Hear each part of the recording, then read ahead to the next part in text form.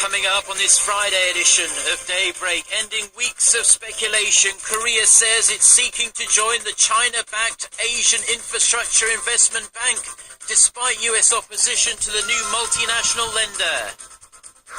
Officials say the co-pilot of the plane that smashed into the French Alps, named as Andreas Lubitz, appears to have crashed the Germanwings Airbus A320 on purpose. First, North Korea claims to have arrested 2 spies who work for South Korea's National Intelligence Service. Seoul says it's looking into the matter. Daybreak begins now.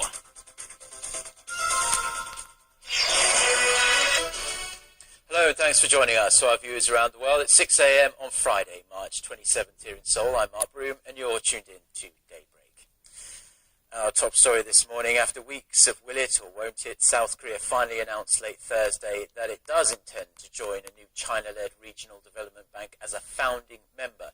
The Asian Infrastructure Investment Bank is expected to shake up the existing world financial order by emerging as a rival to US and Japanese-led infrastructure banks. Song Ji-sun starts us off.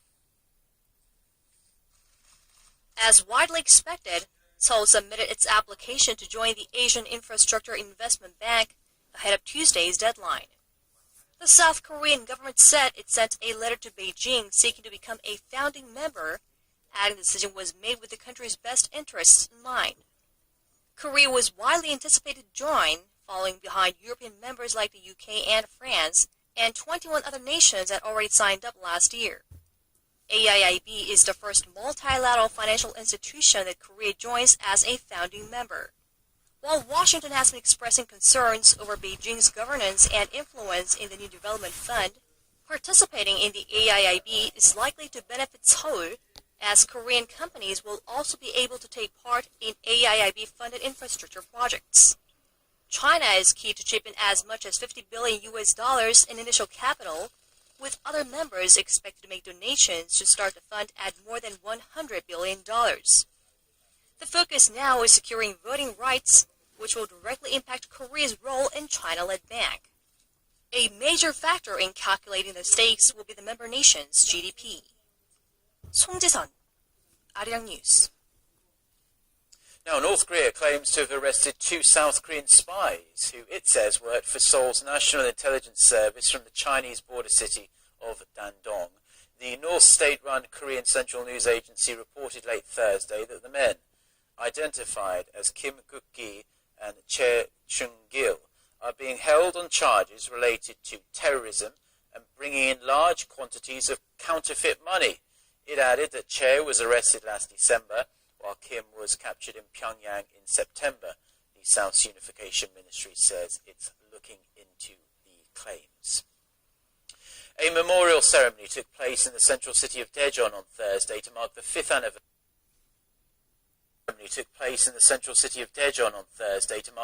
anniversary. Of North Korea's deadly torpedo attack on the South Korean warship Cheonan. And marking the occasion, South Korea has vowed to get North Korea to take responsibility for the attack when stalled inter-Korean talks resume. Seoul's Unification Ministry said Thursday that it plans to talk to Pyongyang about possible ways to do that, including discussions on sanctions placed on the regime following the sinking. While North Korea continues to deny its involvement, Washington also lent support to the South Korean government's stance. The State Department reportedly reaffirmed its backing of an investigative report by South Korean and international experts that blames North Korea for the sinking. The top US military officer will hold security-related talks with his South Korean counterpart in Seoul later today. General Martin Dempsey's trip comes amid the heated controversy over the possible deployment of the THAAD missile defense system in South Korea.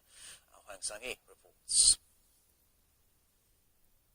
Well, the top U.S. military officer addressed the possible deployment of a controversial U.S. missile defense system in South Korea during his visit to Seoul. U.S. Joint Chiefs of Staff Chairman General Martin Dempsey and his counterpart Choi Yoon-hee will meet on Friday to discuss pending issues, such as responding to North Korean threats. The South Korean military stressed that the deployment of the Terminal High Altitude Area Defense Battery, also known as THAAD, is not on the agenda. Although the two allies say there have been no formal discussions, Washington has been pushing the issue, saying THAAD will deter North Korea's nuclear and missile threats. Seoul is more cautious, with its neighbors, namely China and Russia, voicing their opposition. South Korean ambassador to the U.S., An Ho-young, on Thursday said the decision will be based on Korea's needs. As we are doing with the Asia Infrastructure Investment Bank, we will consider various factors and reach a decision that best serves our national interest at an appropriate time. North Korea has expressed anger about the proposed defense system, with its foreign ministry warning that the deployment will turn the region into a theater of fierce scramble. In a statement carried by North Korean state media on Thursday, the ministry called it Washington's preparation for a preemptive strike at the north and an attempt to contain China and Russia. Even if the issue of THAAD doesn't come up this time, pundits say speculation will resurface when U.S. Secretary of Defense Ashton Carter visits South Korea early next month. 황성희, 아리랑 뉴스.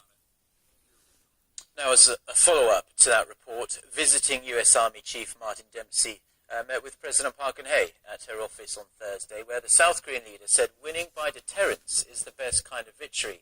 After conferring Dempsey the Order of National Security Merit's highest order, the president said the Seoul-Washington alliance is the best of its kind in the world and is expanding to address global concerns. Dempsey said it will also play a vital role in unification matters on the Korean Peninsula. He also delivered regards from US President Barack Obama and expressed anticipation for the Korean president's visit to Washington in the near future. An unidentified man tried to set fire to the Korean Cultural Center in Tokyo on Wednesday night local time. Fortunately, no one was hurt and the property wasn't damaged except for the stone wall near the side entrance, which was blackened by the flames. As you can see there, the CCTV footage shows the unidentified man pouring lighter fluid on the wall and setting it on fire. Now, the motive for the crime remains unknown at this point, but the Korean government has asked for extra protection measures for the building and for the case to be investigated promptly. It's now successfully orbiting the Earth. Officials say the satellite made its first contact with Korea's ground station a few hours after it was launched. The new satellite will enable 24-hour monitoring of the Earth's surface regardless of the weather conditions. Our Kim Min-ji reports. The Korea Aerospace Research Institute confirmed that the Korea Multipurpose Satellite 3A established radio contact with Korea's ground station Thursday afternoon. It made 2 previous radio communications and all of its solar panels have been deployed to generate power. The satellite, also known as Arirang 3A, was launched just past 7 a.m. Korea time from Russia's Yasny launch base. It was sent into space on the Deneb, a Russian launch vehicle converted from a Soviet-era intercontinental ballistic missile. The launch comes as Korea is aiming to make inroads into the global space industry. Satellite development around the world is ramping up, and Korea plans to develop its own launch vehicle for testing by 2019.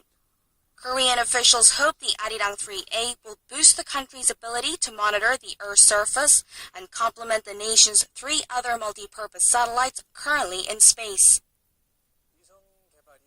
Until now, satellite development was led by the government, but this time private companies put a lot of effort into the making of the Arirang 3. We see this as a big opportunity for Korea to develop further in this area. The 1,100-ton satellite has the most powerful optical lens of any Korean satellite yet.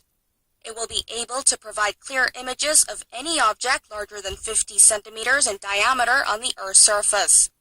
It's also equipped with an infrared sensor that can monitor volcanic movements or forest fires. The Arirang 3A will circle the Earth 15 times a day for the next 4 years. Time now for a look through the global headlines we're following this Friday morning from Seoul. For that, we connect to Eunice Kim at the News Center. Good morning, Eunice. Good morning to you, Mark. More confusion this morning on the mysterious crash of Germanwings Flight 9525. France's lead prosecutor has said sound retrieved from the plane's cockpit recorder pointed to the co-pilot's deliberate intent to drive the aircraft into the Alps. The most plausible, realistic interpretation, as far as we are concerned, is that the co-pilot, through voluntary abstention, refused to open the door of the cabin for the captain, and then pressed a button which caused the aircraft to lose altitude. Mr. Robin confirmed earlier reports saying the more experienced pilot was locked out of the cockpit just before the plane's final descent. He said the passengers likely were unaware of the impending danger until the last moments of the rapid 8-minute descent, when screams are heard in that audio recording. The French prosecutor added the co-pilot did not have any known ties to terrorism or extremists. Lufthansa, the parent company of Germanwings, has since identified the 28-year-old German co-pilot as Andreas Lubitz. Police in Germany have searched his home for clues. There was no intent offered in Tuesday's plane crash that killed all 150 people on board. Head of Lufthansa said Lubitz had taken a break from training for several months 6 years ago and was reinstated after his suitability was reestablished. Meanwhile, recovery operations continue in search of bodies and the second black box, the flight data recorded.